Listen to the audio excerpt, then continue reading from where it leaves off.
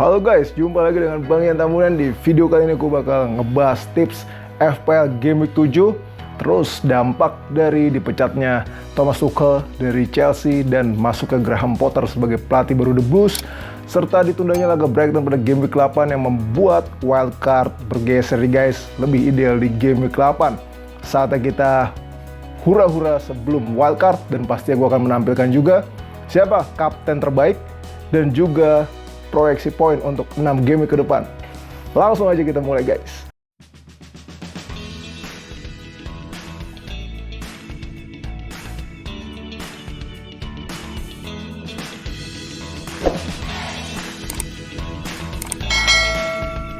Oke guys, sekarang kita awali dulu dengan squad gue di game week 6 guys. 42 poin, kiper Ederson 2, back 5, back at the back flop, THA 1 poin, Cancelo 2 poin, James 1, Cucurella 1, dan Trippier 8.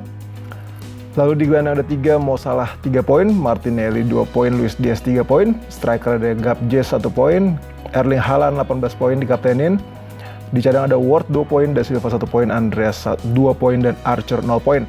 Jadi di game week 6 gue melakukan 2 transfer ya guys, 2 free transfer, yakni mengganti Saliba dengan Trippier, tapi karena kurang 0,1 akhirnya si Plunge gue ganti dengan Archer. Archer kan harganya turun ke 4,4 ya, jadi uangnya pas banget, cukup. Terbilang berhasil ya guys, Trippier 8 poin dan kapten juga terbilang berhasil, tetapi sisanya amburadul. Nah, sekarang kita lanjut ngecek posisi klasemen di YouTube Bang Ian Tambunan Liga FPL ya guys. Di posisi pertama ada Prime Bersama, tim dari Pradisa Surya Chandra, menyalip Super Santai, tim dari Adrian Gulfian. Di posisi 3 ada Huntum Yang FC, milik Yusril Dasya Panca, ada Candala, milik Sugeng Bambang, Ruang Buruh, Alex Akbar, Bos Bal-Balan Bos Sontoloyo, Skuy FC, lalu Firman, tim Soekarno, Bayu Bakaadi, Mahakama, Dodol, Royan, Alfa Imtias, dan di posisi penutup ada Caro Bojan FC, Sitkon Nasution. Buat lo yang belum gabung Liga FPL YouTube Bang Ian Tambunan, bisa langsung klik kodenya guys, FL8GUC, atau buat lo yang pengen langsung join otomatis, bisa langsung klik linknya di description. Ini luar biasa sekali nih guys, Prime Bersama Pradisa Surya Chandra, expert Indonesia yang satu ini terus berbalap-balapan dengan Super Santai milik Adrian Gulfian. Kita dulu posisi squadnya terakhir guys. Di game 6 dia 64 poin rupanya, kiper Henderson 1, TAA 1, Saliba 0, Malaysia 2, Luis Diaz 3, Sterling 2, Kulusevski 1, Rashford 18. Ini Rashford menggila ya guys lawan Arsenal di Old Trafford. Ivan Toney juga menggila hat-trick guys, bahkan bukan cuma penalti, tetapi sekarang Toney bisa ciptain gol dari free kick yang berkelas. Gakpo 1 poin, Erling Haaland kapten 18 poin. Cadangan ada Ramsdale 2 poin, Anderson 7 poin, Johnson 1, Murphy 1. Luar biasa, selamat buat Pradisa Surya Chandra. Semoga makin top juga timnya. Oke, sekarang kita bahas tentang best attack. 10 tim dengan penyerangan terbaik sejauh ini guys berdasarkan expected goals. Nomor 1 ada Manchester City dengan 13,94, disusul oleh Arsenal, Liverpool, Brighton, Tottenham, Brentford, Leeds, Newcastle, Man United, Chelsea. Kalau dia dari jumlah shots ya guys, dari 6 game week, Liverpool nomor 1 dengan 117, disusul oleh Arsenal dan Manchester City. Untuk big chances alias peluang matang yang berpeluang besar menjadi gol, Man City nomor 1 dengan 28, disusul oleh Brentford guys. Luar biasa dari serangan di Brentford 21. Baru ada Arsenal dan Brighton. Di mains per chance itu paling bagus Liverpool ya guys, bisa menciptakan 1 peluang tiap 4,9 menit. Disusul oleh Manchester City dan Arsenal sama-sama 5,6. Expected assist juga paling tinggi Manchester City guys. Kalau lo pengen ngambil pemain-pemain yang punya daya gempur terbaik dari tim-tim inilah guys. Lanjut ke best defense guys, ini dia 10 tim dengan pertahanan terbaik berdasarkan expected goals conceded. Nomor 1 Manchester City dengan 3,55 guys. Jadi dia diekspektasikan hanya kebobolan 3,55 guys, kuat sekali pertahanannya. Disusul Arsenal, Tottenham, Brighton, Liverpool, Southampton, Newcastle, West Ham, Wolves, dan Manchester United. Di sini juga Manchester United terlihat sangat kuat ya guys, karena hanya menerima tembakan tepat sasaran 11 kali guys. Artinya pertahanannya sangat-sangat kuat. Lalu yang kedua paling jarang menerima shots on target itu adalah Tottenham dan Arsenal. Untuk mains per XGC itu paling bagus Manchester City ya guys, artinya dia diproyeksikan tuh kebobolan 1 tiap 160,3 menit, pertahanan sangat kuat, bahkan ini unggul cukup jauh atas Arsenal yang terkuat kedua ya guys pertahanannya. Itu tadi best defense. Kita lanjut ke 10 kiper terbaik sejauh ini guys berdasarkan minutes per FPL point. Nomor 1 adalah kiper Newcastle United, Nick Pope. Akhirnya Nick Pope ke posisi pertama guys, artinya Pope bisa mendapatkan 1 poin tiap 15 menit, disusul oleh Jose Sa yang juga memiliki pencapaian sama dengan Nick Pope. Henderson turun guys, yang merupakan kiper spesialis banyak saves ya awalnya guys dari game week awal. Terus disusul oleh Sanchez, Lloris, Pickford, Raya, Ederson, Martinez, dan De Gea. Nah, kalau kita lihat dari kiper yang paling sering clean sheet, paling sering tidak kebobolan itu adalah Pope, Jose Sa, Sanchez, dan Ederson ya guys, sama-sama 3 kali clean sheet. Kalau untuk jumlah penyelamatan, sekarang Nick Pope yang paling banyak guys, jumlah penyelamatannya 28, mengalahkan Pickford dan Raya 26, dan Henderson 25 guys. Nah, di sini paling kecil Ederson ya, 6 saves. Wajar aja guys, karena memang lini belakang Man City back-backnya udah kuat, jadi bola tuh jarang bisa nyampe ke Ederson. Kalau dia dari FPL bonus, nomor 1 adalah Nick Pope dengan 6 poin, disusul oleh Henderson 5 poin. Oke, ini dia 10 kiper terbaik sejauh ini guys. Sekarang kita lanjut ke 10 back terbaik sejauh ini guys berdasarkan expected goal involvement, keterlibatan terhadap gol timnya guys. Nomor 1 Trent Alexander-Arnold dengan 1,88, disusul oleh James 1,72, Neko posisi 3, Gabriel Magalhaes posisi 4, Ed Nori, Trippier, Robertson, Perisic, Sessegnon, dan Strike. Nah, kalau dilihat dari jumlah clean sheet, yang paling banyak adalah bek kanannya Newcastle ya guys, Kieran Trippier 3 clean sheet. Dilihat dari expected assist, nomor 1 adalah Trent Alexander-Arnold. Kalau dilihat dari expected goals, yang paling besar berpotensi menciptakan gol adalah Gabriel Magalhaes. Wah, ini ngiler banget nih, menantar ngelawan Everton lagi di game week 7 ya. Itu dia guys, kita lanjut ngebahas 10 gelandang terbaik berdasarkan non-penalty expected goal involvement hingga game week 6, artinya keterlibatan terhadap gol timnya tanpa menghitung penalti guys. Nomor 1 Kevin De Bruyne 4,11, disusul oleh Mo Salah 4,09, Gross 3,36, Sterling, Odegaard, Martinelli, Bruno Fernandes, Rashford, Bukayo Saka, dan Rodrigo yang masih cedera ya guys. Oke, kalau kita lihat dari expected assist, nomor 1 ada Kevin De Bruyne, hanya bisa didekati oleh Mo Salah dan Pascal Gross ya guys. Kalau dari expected goals, nomor 1 Mo Salah didekati oleh Rodrigo dan juga Raheem Sterling. Untuk expected goal involvement, nomor 1 De Bruyne ditempel oleh Mo Salah. Oke, kita lanjut sekarang ke 10 striker terbaik hingga game week 6 berdasarkan non-penalty expected goal involvement. Nah, nomor 1 Erling Haaland 6,37, disusul oleh Harry Kane, Gabriel Jesus, Roberto Firmino, Mitrovic, Tony, Watkins, Adams, Darwin Núñez, dan Mbeumo. Kalau dari expected assist, paling tinggi Roberto Firmino ya guys. Hati-hati buat lo yang pengen ngambil Firmino, karena Darwin Núñez sudah bisa kembali bermain. Malah bisa jadi Darwin Núñez starter nih guys, seperti ketika lawan Everton, karena di Liga Champions lawan Napoli, Firmino yang starter ya guys, Núñez cadangan. Jadi nanti pas lawan Wolves, Darwin Núñez kemungkinan jadi starter. Untuk expected goals, nomor 1 Erling Haaland 6,40, unggul cukup jauh guys atas Harry Kane dan Mitrovic yang bisa mendekati.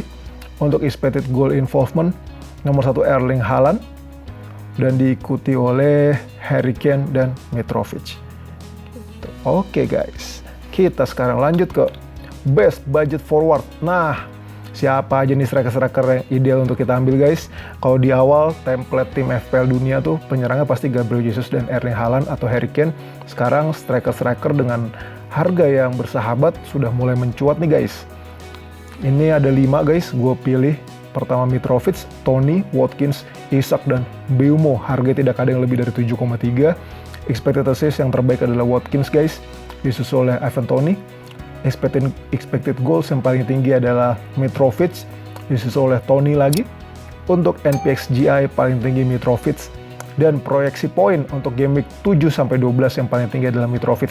Nah, buat lo yang mempertimbangkan untuk melakukan wildcard di game week 8 atau 9, inilah striker-striker yang membuat para pemain FPL ngebet nih untuk memastikan 3 striker bermain untuk game week 8 atau game week 9, mulai game week 8 dan game week 9 guys.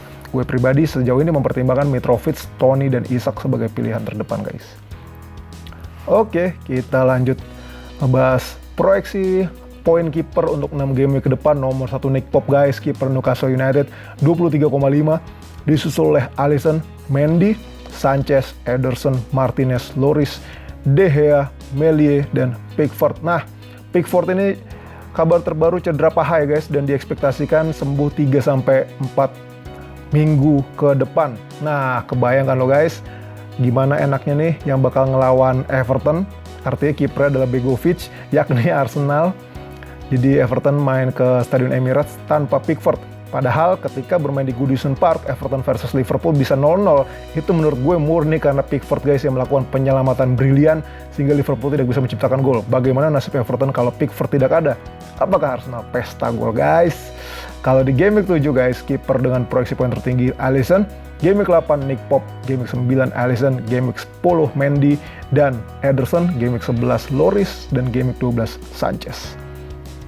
Kita lanjut guys ke proyeksi poin 6 game week ke depan. Untuk sektor back, Reece James nomor 1 guys dengan 28,3 poin, disusul oleh TAA, Cancelo, Trippier, Perisic, Cucurella, Thiago Silva, Van Dijk, Diaz, dan Koulibaly. Untuk game week 7 yang tertinggi proyeksi poinnya TAA ya guys. Game week 8 Trippier, game week 9 TAA lagi, game week 10 James, game week 11 Perisic, dan game week 12 TAA. Oke, kita lanjut guys ke proyeksi poin 6 game week ke depan untuk gelandang. Mo Salah nomor 1 guys dengan 34,9 poin, disusul De Bruyne 29,7 poin, Sterling, Bruno Fernandes, Martinelli, Maddison. Gelandang Leicester City muncul nih guys karena fixture Leicester ke depan sudah mulai empuk. Ada Luis Diaz, Jarrod Bowen, Zaha, dan Saka. Untuk game week 7 proyeksi poin tertinggi adalah Mo Salah guys. Ini jadi kandidat kapten kita, nanti kita bahas lebih lanjut. Game week 8 ada Bruno Fernandes, game week 9 Mo Salah, game week 10 De Bruyne, game week 11 Bruno Fernandes, game week 12 Mo Salah lagi guys. Oke, kita lanjut. Proyeksi 6 game ke depan dari sektor penyerang guys, tentu saja Erling Haaland nomor 1 guys 39,5 poin, harganya sudah 12 guys, terus meroket, disusul oleh Mitrovic, Kane, Gakpo, Vardy, Nunes, Toney, Welbeck, Watkins, dan Bamford. Untuk game week 7 proyeksi poin tertinggi di sektor striker Gakpo guys. Wah, ini juga jadi kandidat kapten nih guys buat game week 7. Game week 8, 9, 10 dikuasai oleh Erling Haaland, ini gila banget. Game week 11 Mitrovic, dan game week 12 Erling Haaland lagi guys. Bener-bener ini striker yang wajib punya guys, Erling Haaland. Oke, sekarang kita ngebahas ini dia keputusan terpenting tiap game weeknya, yakni kapten guys. Menurut gue kandidat kapten di game week 7 ada 3 guys, Erling Haaland, Gabriel Jesus, dan Mohamed Salah. Kalau kita lihat dari sentuhan di kotak penalti yang paling banyak adalah Gakpo ya guys dengan 66, disusul disusul Mo Salah dan Haaland. Untuk tembakan tepat sasaran paling banyak Erling Haaland 15, disusul Gakpo 7 dan Mo Salah 5. Untuk big chances Haaland 14, ini unggul nyaris 3 kali lipat atas Gakpo, dan Mo Salah juga tertinggal cukup jauh ya guys dari big chances. Untuk minutes per shot, Haaland melepaskan rata-rata 1 tembakan tiap 19 menit, artinya paling agresif, disusul Gakpo 25,8 dan Mo Salah 31,8. Untuk minutes per goal, paling tajam Erling Haaland guys, 1 gol tiap 47,6 menit, disusul Gakpo dan Mo Salah guys. Ini cukup jauh angkanya tertinggal. Lalu untuk minutes per FPL point, Erling Haaland lagi-lagi yang terbaik guys, bisa mendapatkan 1 poin tiap 7,1 menit, disusul oleh Mo Salah kedua terbaik 14,2 dan disusul Gakpo 15,6. Untuk minutes per XGI, keterlibatannya terhadap gol tim itu rata-rata 1 gol terlibat dalam 1 gol tiap 66,5 menit untuk Haaland guys. Lalu terbaik kedua Gakpo, dan yang paling culun di sini Mo Salah guys. Nah, sekarang kita ngebahas lawannya nih guys. Erling Haaland akan menghadapi Tottenham, Gakpo menghadapi Everton, dan Mo Salah menghadapi Wolves. Ketiganya sama-sama main di markas sendiri nih guys, Haaland, Jesus, Mo Salah. Tapi kalau kita dari expected goals conceded ya guys, itu Tottenham yang paling kuat 5,69, Everton yang paling parah 10,29, Wolves 7,35.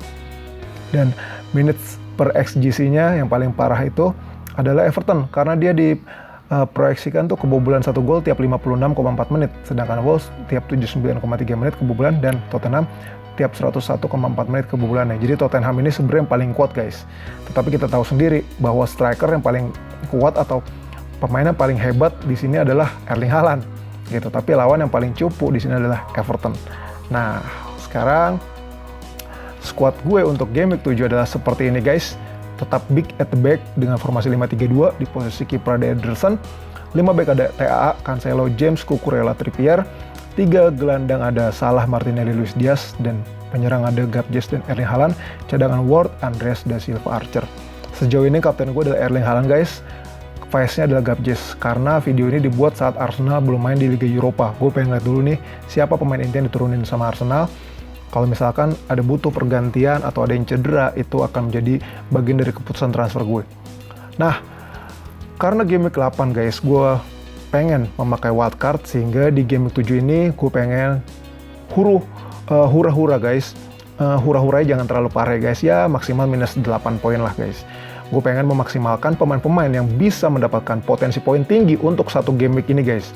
Gitu, karena game week 8-nya gue pakai wildcard kan. Nah, sejauh ini gue kepikiran untuk membuang Kieran Trippier atau Cucurella guys. Nah, gue juga lagi memantau nih, apa sih efeknya Thomas Tuchel dipecat dan masuk ke Graham Potter sebagai pelatih Chelsea. Potter ini kan juga mantan pelatihnya Cucurella ketika di Brighton ya, dan kita tahu guys, Brighton itu musim ini pertahanannya kuat dan juga daya serangnya bagus. Apakah bisa nih menghasilkan clean sheet? Ini yang mesti gue pertimbangkan, dan juga menunggu konferensi pers tentunya guys dari Graham Potter, apa yang akan dia katakan. Yang jelas kalau gue ganti Cucurella dan Trippier, kemungkinan gue bakal masukin bek Arsenal Gabriel Magalhaes gitu guys. Nah, kalau untuk di sektor gelandang, gue tuh memikirkan untuk mengganti Luis Diaz, karena Luis Diaz ini udah main 6 pertandingan beruntun selama 90 menit untuk Liverpool, 5 di Premier League dan 1 di Liga Champions. Meskipun di Liga Champions melawan Napoli, Luis Diaz menciptakan gol, tetapi kita tidak boleh lupa bahwa Diogo Jota sudah sembuh, Darwin Núñez sudah tidak terkena hukuman akumulasi, sehingga lini depan Liverpool ini padat banget. Untuk rotasi itu gede kansnya. Apalagi Mo Salah sama Firmino ditarik menit 60-an ketika lawan Napoli. Sehingga gue melihat Luis Diaz nih mungkin jadi starter, tetapi hanya bermain 60 atau 70 menit. Tetapi kalau dia dicadangkan, bisa-bisa dia cuma jadi cameo, main 20-30 menit tanpa memberikan apa-apa. Sehingga gue mempertimbangkan Luis Diaz dan Da Silva ini mau gue ganti ke Bukayo Saka atau Odegaard, atau bisa juga ke Trossard atau Gross. Nah, permasalahannya sekarang Brighton bukan dilatih oleh Graham Potter. Apakah itu akan mempengaruhi lini serang Brighton? Itu juga akan gue pertimbangkan. Apakah Trossard dan Gross layak untuk kita ambil guys? Nah, semuanya balik lagi kita tunggu konferensi pers terakhir, sekaligus kabar pemain yang mau kita incar gitu guys. Oke, buat lo yang belum gabung di Liga FPL YouTube Bang Tambunan, bisa langsung klik kodenya FL8GUC guys, atau langsung klik linknya di description untuk join otomatis. Sekian dulu ya guys buat video tips FPL Game Week 7 kali ini. Itu tadi video untuk tips FPL Game Week 7 guys. Buat lo yang masih mau bertanya, boleh sampaikan di kolom komentar, atau lo juga bisa tanya via Twitter gue.